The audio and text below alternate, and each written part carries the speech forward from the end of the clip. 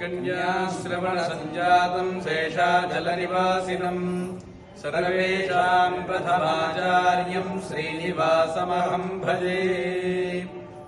భక్తులందరికీ కూడా శ్రీవారి యొక్క ఆశీస్సులు తెలియజేస్తూ ఈ రాబోయే గురువారం నాడు అక్టోబర్ 2వ తారీఖు స్వామివారు మొట్టమొదటిగా తిరుమల కొండపై వేయించేసి అవతారం చేసినటువంటి తిరునక్షత్రం శ్రవణ నక్షత్రం. దానినే మనం కన్యాశ్రవణం అని అంటాం. స్వామివారి యొక్క తిరునక్షత్రం, స్వామివారి యొక్క అవతార మహోత్సవాన్ని ఆ రోజు మనం హిందూ టెంపుల్ ఆఫ్ అట్లాంటాలో చక్కగా అంగరంగ వైభవపేతంగా జరపడానికి, ఈ లోకక్షేమార్థము భక్తులందరికీ కూడా అపారమైనటువంటి శ్రీవారి యొక్క కృపా కటాక్షాలు కలగాలని చెప్పి ఆనాడు దేవాలయంలో అక్టోబర్ 2వ తారీఖు గురువారం నాడు ఉదయం 10 గంటలకు స్వామివారికి ఉత్సవ విగ్రహ తిరుమంజనం, అలాగే తదుపరి స్వామివారి యొక్క విశేషమైనటువంటి వేదాంత దేశికులు అనుగ్రహించినటువంటి దయాశతక హోమాన్ని ఆలయంలో చేయడానికి సంకల్పం చేశారు.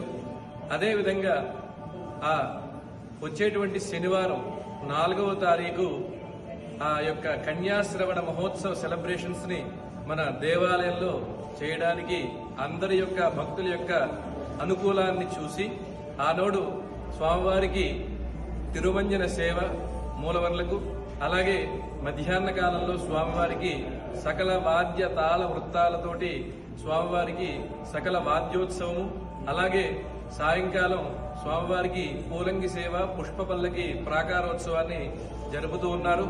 కావున ప్రతి ఒక్కరూ కూడా అందరూ విచ్చేసి స్వామివారి యొక్క తిరునక్షత్ర మహోత్సవాన్ని అందరూ కూడా సేవించి స్వామివారి యొక్క అనుగ్రహానికి పాత్రులు కాగలరని కోరుతూ ఉన్నాము.